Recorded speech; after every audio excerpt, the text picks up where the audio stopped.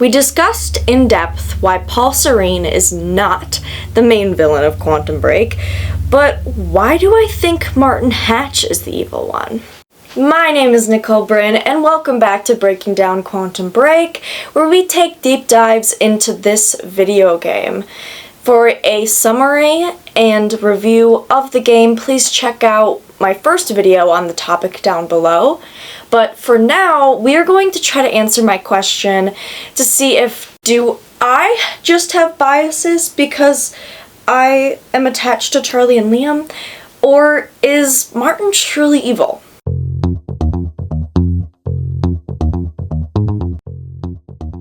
Not much is known about Martin Hatch from before his time at Monarch Solutions. Actual lore shows that records of him didn't exist until he joined. But we do know a long time ago he discovered the anomaly of a naturally occurring time machine, and he went through this time machine, and from this event he eventually became a shifter. Shifters are chronon-disrupted life forms. This happens from overexposure to chronon radiation, where they disentangle from the normal flow of time. They kind of exist as every past, present, and version of themselves at once. Within stutters or patches of stopped time, these shifters attack anything that moves, essentially, as Paul and Beth described from their time in the End of Time, where shifters truly did live freely. I don't have long until they find me again. The end of time is here. I entered the machine, was sent to the future, but where I ended up, there was no future. Time has stopped. I've spent weeks hiding from those things. They're always searching for me. They also respond to anything that is a chronon source other than themselves, as the stopping of time basically exists from a lack of chronon. And Martin himself becomes a shifter from this event, and when he goes to the End of Time, he also really enjoys it, saying that he was able to master and control his abilities as a shifter and truly feel like himself there. And I imagine that since this ability allowed him to kind of see different times, that he was able to see Paul Serene's connection and Monarch Solutions, where he was hired in May of 2001, 2 years after its founding. In 2006, he became the head spokesperson after the previous spokesperson died. Based on the timeline that Beth Wilder maps out, it seems that deaths always seem to lead to Martin's promotions. We have no concrete evidence that he is involved in these, but it sure seems like it. He then became a close confidant of Paul Serene, closely overseeing a lot of operations. Although he does all of this to work against them, he wants to assure the end of time and make sure that it stays happening. So he convinced and manipulated people to his side, such as Clarice Ogawa, a commanding officer of Monarch Security, who's in charge of the mission to apprehend Jack Joyce. We don't know why she agrees to help him. It's possible Hatch gave her a similar speech as he did Charlie.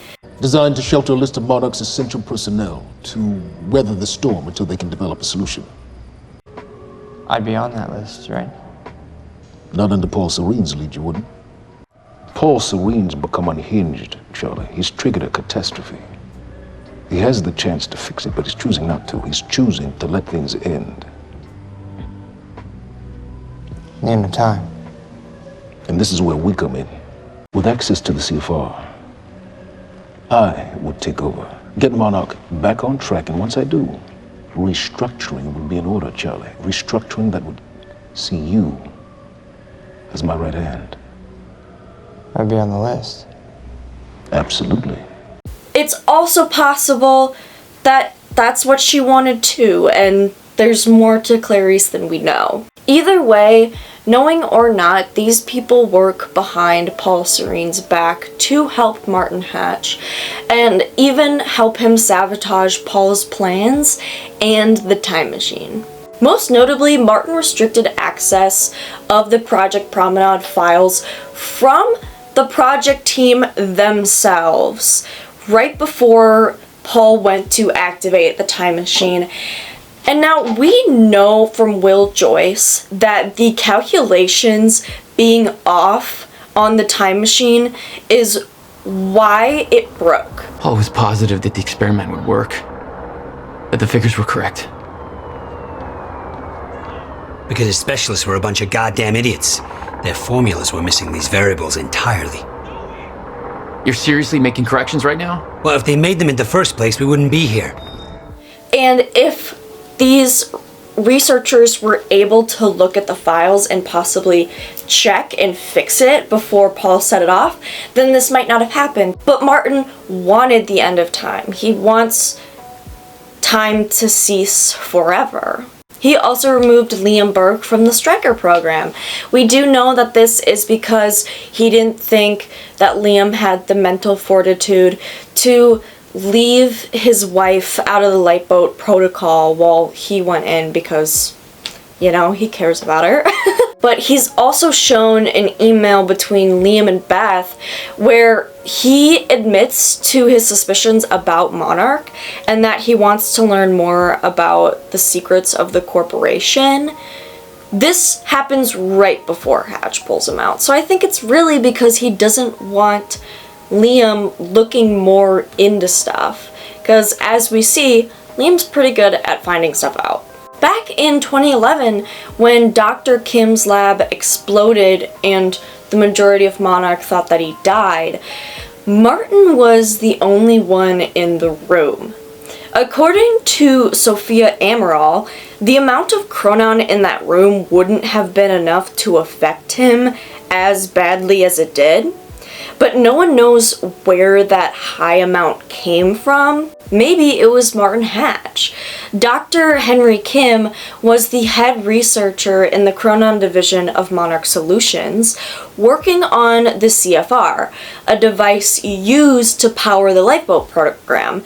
This program was the facility where select people would live safely, protected from the end of time, and able to continue research to find a cure and the end of time. Maybe he wanted this research to stop. Kim became a shifter from this event, and Martin contained him in an artificial zero-state field. Since shifters are basically every version of themselves, they're very hard to kill because you have to kill every single iteration of them until each version is finally gone. So did he contain Kim because it was easier than trying to kill him or stealthier than trying to do it a bunch of times? We don't know, but maybe he did actually care for the man as another shifter, since he does call him a friend. I've come to free you, my friend. This imprisonment, it's unsettling. It's time for you to rejoin the others, to return to the infinite. During the event of the fracture, Martin detonates Kim's lab, possibly to set him free for one. We do know the main reason was to destroy the Chronon Syndrome treatments and make Paul Serene distrust Sophia Amaral. He wants Paul Serene to doubt the doctor giving him treatments, the woman that is literally preventing Paul from becoming a shifter and trying to find a cure for shifters. To note, Ogawa did know of this detonation. We don't know if she knew that there was going to be other people there at the time, but this does add to the list of things that call her character into question. Although we don't really have anything concrete on her, there's not a lot we know about her. Oh, shit! Oh, that drone! Jack, Dr. Amaral's in there. Need to get her out before time kicks back in. An attempt on Sophia's life by a drone is enacted by Martin Hatch, but Jack Joyce does save her. It's collapsing! It's unclear if there were others involved in this attack or if Martin was the sole responsible, other than the people who built the drone, but they probably didn't know the true purpose of its creation. After this, Hatch is at least caught for sabotaging Kim's lab, but he quickly eliminates the soldiers taking him in and heads to the CFR chamber where the lifeboat program has been activated. During a confrontation with the Burks and Charlie, we do see how difficult it is to kill a shifter, so he does survive until either Emily or Liam Burke kill him because go the Burks. But obviously he's not dead. It does give them enough time to escape him though. After this, the team manages to stop the fracture in time, ending all of the stutters and everything for now, and they get Paul Serene out of the picture.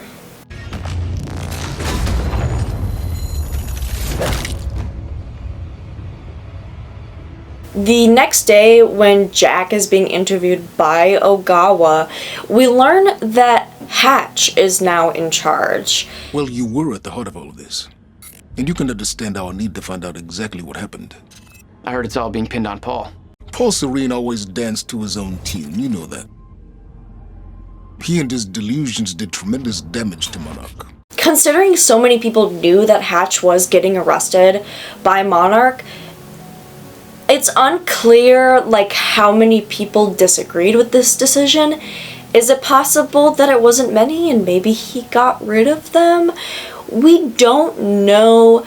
Knowing Martin Hatch... Mr. Hatch! I thought you... They said you're dead. They are confused about a great many things. I have a little job for you. But you're... I mean, I'm not sure I should... You are still working for me. Yes, of course. Whatever you say, Mr. Hatch. Mr. Hatch, sir, I mean, if I deactivate the stutter-proofing system, won't that, if time stops again, then the building will be... Let me worry about that. It's just that I'm really not sure this is okay. Couldn't we just check with somebody? Do I have to look up your home address? No, sir. I'll do it. But what is his goal now? As I explained in a previous video, I think the reason that the end of time fracture truly does happen is because Jack wants to use the time machine to go back in time and save Beth Wilder. And if he had access to the time machines that Monarch has custody of, then he definitely would take that opportunity. Hatch gives Jack the option of a position at Monarch. But we can still salvage this company. We could use a man like you. It's not the same Monarch you know, Mr. Joyce. Your exceptional qualities are obvious, and we both know you have certain needs our expertise could help with. We can help each other. We don't know whether Jack chooses this or not, as it's an open ending for that, but that might show Martin's intent to give Jack access, so Jack does what he always does, be stubborn, and tries to change the past. I'll come back for you. I mean, at every crossroads, Hatch chooses whatever can end time, and that would be a pretty smart move. I think it's very clear that Hatch is the true villain and the worst antagonist of the story. Looking at the lore only points out how deep his web may go. It may go much deeper. If there's anything I missed that you think is important to Martin's character or the plot, please let me know in the comments down below. Thank you guys for hanging out with me. Please leave a like if you enjoyed. I will leave a playlist of my previous Quantum Break videos down below. Subscribe for more deep dives and theories into this video game and its universe. I'm Nicole Bryn. Have a good night.